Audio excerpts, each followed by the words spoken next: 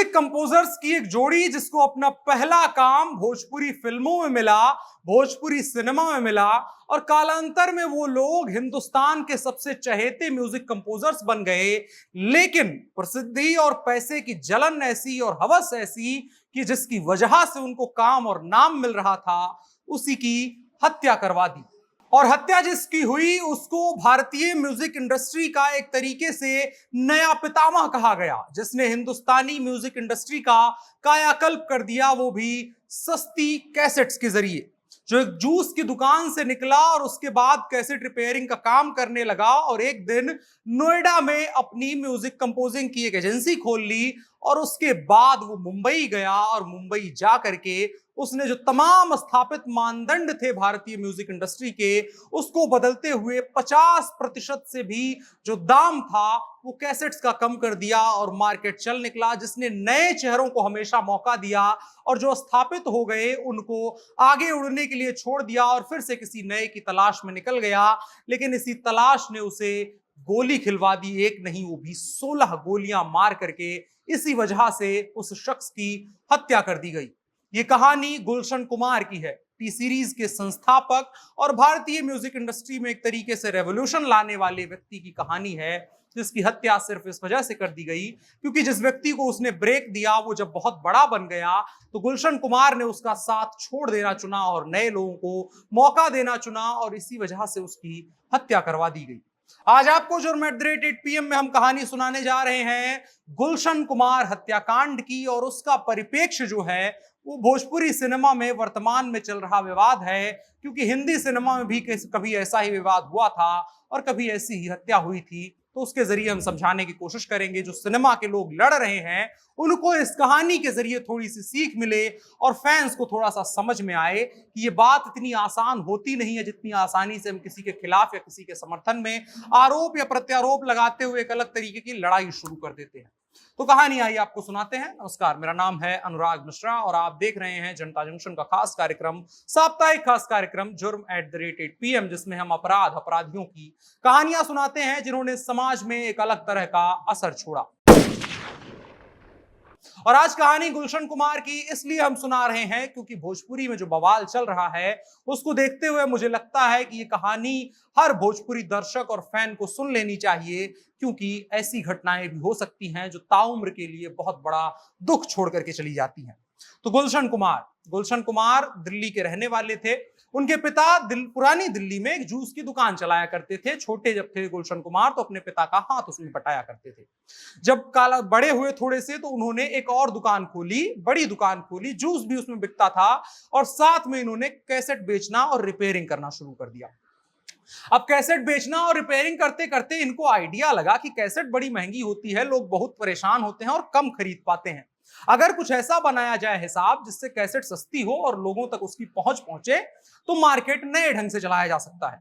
इसके बाद गुलशन कुमार धार्मिक गानों की एक सीरीज लेकर के आते हैं, जिसमें मंडलियों में गाने वाले लोग, जो स्ट्रगल कर रहे लोग थे, दिल्ली के रहने वाले लोग थे, उनको मिला करके धार्मिक कैसेट्स निकालनी शुरू करी और वो कैसेट्स धीरे धीरे चलने लगी। उन कैसेट्स के चलने की दो वजहें थी। पहला तो ये कि स्ट्रगलर्स को काम मिल रहा था तो इसलिए बहुत सारा गाना पहुंच रहा था गुलशन कुमार तक, और दूसरी वजह ये थी दर्शकों की अगर देखें तो पहले कैसेट जो महंगे हुआ करते थे उनसे आधे से भी ज्यादा कम दाम में गुलशन कुमार लोगों को कैसेट मुहैया करा रहे थे। और पहले धार्मिक गाने बहुत ज्यादा लोग सुना करते थे, अब भी सुने जाते हैं, तब भी लोग सुना करते थे, तो लोगों को कैसेट की जरूरत होती थी और इस वजह से सस्ती कैसेट बेच रहे थे गुलशन कुमार और गाने अच्छे होते थे, इसलिए लोगों को पसंद आने लगे और कैसेट्स बिकने लगी।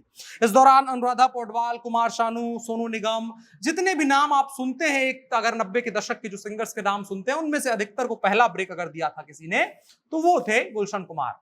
इसी में से एक म्यूजिक कंपोजर की जोड़ी को ब्रेक दिया था, नदीम श्रवण की कहानी एक बहुत अच्छी है। अगर आप देखेंगे उनकी दोस्ती की कहानी तो भी बड़ी अच्छी है। नदीम जो थे ये एक संभ्रांत परिवार से आते थे, श्रवण पहले से स्ट्रगल कर रहे थे और अचानक से इन दोनों की मुलाकात होती है और उसके बाद चल पड़ते हैं, लेकिन इनको काम नहीं मिलता है। श्रवण ने एक इंटरव्यू में बताया था कि तकरीबन 100 डायरेक्टर्स से उन्होंने काम मांगा था और किसी ने भी नहीं दिया था। इनको पहला काम जहां से मिलता है वहीं से जो इस कहानी का लिंक आप लोगों से है वो जुड़ता है। नदीम श्रवण को पहला काम मिलता है भोजपुरी सिनेमा में। फिल्म आई थी दंगल, भोजपुरी में बहुत पहले दंगल नाम की फिल्म आ चुकी थी, उसी में इनको काम मिलता है बतौर म्यूजिक कंपोजर। काम करते हैं। उस फिल्म में बहुत बड़े बड़े सिंगर्स ने काम किया था, मसलन अगर आप देखेंगे मन्ना डे और मोहम्मद रफी जैसे लोगों ने गीत अपना आवाज दी थी उसको। तो वहां से इनको थोड़ा सा एक मिलता है क्लिक, लोग इनको जानना देख लेते हैं, लेकिन पॉपुलैरिटी खास कुछ बढ़ी नहीं। फिर गुलशन कुमार के साथ इन लोगों का काम करना शुरू हुआ। गुलशन कुमार ने इन दोनों को काफी मदद करी और धीरे धीरे इनको नाम मिल गया। और इसके बाद जब एक चीज देखें तो आप जब 1995-96 की जब आप बात करेंगे तो गुलशन कुमार की जो टी सीरीज थी ये तकरीबन मार्केट का 65% हिस्सा इसके पास था, मतलब 350 करोड़ के आसपास की इनकी अपनी कंपनी बन चुकी थी, टर्नओवर था, और ये बॉलीवुड को एक तरीके से शहंशाह बन चुके थे। नदीम श्रवण को भी इन्होंने मौका दिया और नदीम श्रवण को हिट करवा दिया। आशिकी एक फिल्म आई थी, उसके सारे गाने हिट हुए थे, 7 गाने उस फिल्म में थे। महेश भट्ट उसके लिए बड़े जुझारू ढंग से उन्होंने काम किया था, और वो फिल्म बनाने से पहले इसके गाने कंपोज कर लिए गए थे, बना लिए गए थे, और उसके बाद उन गानों के आधार पर उस फिल्म को बनाया गया था और नदीम श्रवण ने उसमें संगीत दिया और बड़े हिट हुए ये लोग। अब इसके बाद हिट होते चले गए, बहुत सारी फिल्मों में काम मिला, बड़े बड़े सितारों के साथ काम करने का मौका मिला। इसके बाद नदीम को एक और चीज सूझी, उनको लगा कि अब मैं सिर्फ म्यूजिक कंपोजर ही नहीं रह सकता हूं, मैं गाना भी गा सकता हूं। और इसी वजह से नदीम ने एक हाय जिंदगी नाम से एल्बम निकाला 1997-96 में। फ्लॉप हुआ भयंकर ढंग से। फिर इसके बाद नदीम ने बात करी अपने पुराने गुरु गुलशन कुमार से कि आप हमारे इन एल्बम्स का कॉपीराइट ले लीजिए और अपने ढंग से प्रमोट करिए ताकि इन गानों को हिट कराया जा सके। लेकिन लगातार गुलशन कुमार मना करते रहे। उसकी 2 वजह थी कि गाना बहुत अच्छा नहीं गाया गया था उसमें, चूंकि नदीम ने गाया था। नदीम बेसिकली सिंगर नहीं थे, वो म्यूजिक कंपोजर थे, म्यूजिक अच्छा दे सकते थे लेकिन अच्छे गायक नहीं थे, एक वजह ये थी। और दूसरी वजह ये थी कि नदीम श्रवण दोनों की जोड़ी जो थी वो बहुत हिट हो चुकी थी, और जो फिलॉसफी आप देखेंगे, टी सीरीज अभी भी उसी रवायत को कम से कम चला रहा है थोड़ा बहुत अगर देखेंगे तो। उस वक्त पर बड़े स्ट्रांगली इस चीज में बिलीव करते थे गुलशन कुमार की जो हिट हो गया है हम उसको मौका नहीं देंगे, नए लोगों को मौका देंगे। इन 2 वजहों से उन्होंने मना कर दिया, लेकिन दबाव बनाया गया। तो हाय जिंदगी के 1-2 गानों को प्रमोट भी किया, अपना कॉपीराइट भी खरीदे उसके गुलशन कुमार ने, लेकिन वो चले नहीं, इस वजह से इन्होंने मना कर दिया। अब यहां से कहानी पलट जाती है, जिसको कहते हैं राइवलरी की शुरुआत होना।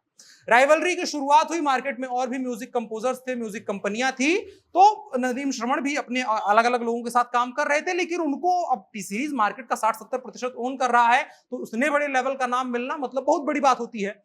लेकिन गुलशन कुमार लगातार मना किए जा रहे थे।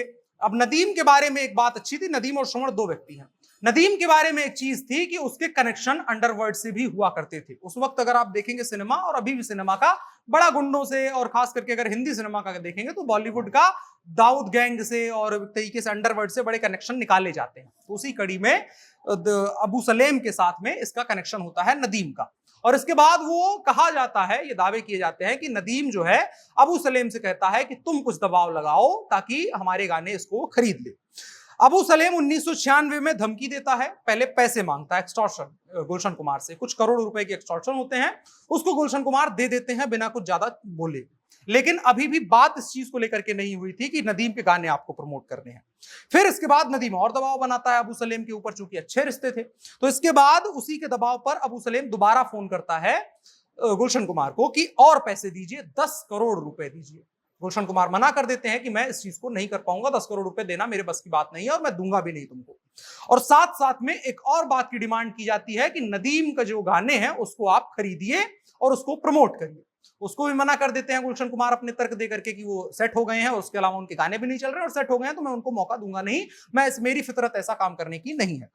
5 अगस्त 1997 को दोबारा फोन आता है अबू सलेम का कि मुझे लग रहा है तुम जो है हमको सीरियसली नहीं ले रहे हो, क्योंकि तुमने पुलिस में भी शिकायत नहीं करी और नदीम का गाना भी प्रमोट तुम नहीं कर रहे हो। अबू सलेम के इस बात को मना कर देते हैं गुलशन कुमार, और ज्यादा गंभीरता से नहीं लेते हैं। हालांकि इनके भाई है किशन कुमार, वो इस चीज के लिए सलाह देते हैं कि पुलिस से मदद करो, पुलिस से मदद मांगो। और चूंकि गुलशन कुमार काफी धार्मिक प्रवृत्ति के आदमी थे, और उस वक्त पर आप देखेंगे तो धर्म की राजनीति कम से कम महाराष्ट्र में बहुत ज्यादा होती थी। मुंडे उस वक्त पर, गोपीनाथ मुंडे गृहमंत्री हुआ करते थे महाराष्ट्र के, बड़े अच्छे संबंध हुआ करते थे गुलशन कुमार के उनसे, चूंकि ये चैरिटी बहुत करते थे, लेकिन उनसे भी नहीं बताते हैं। 8 अगस्त 1997 को दोबारा फोन आता है, फिर कहता है कि दुश्मनी मोल ले रहे हो, नदीम के गाने भी प्रमोट करो और 10 करोड़ रुपया दो, और दोनों से मना कर देते हैं गुलशन कुमार।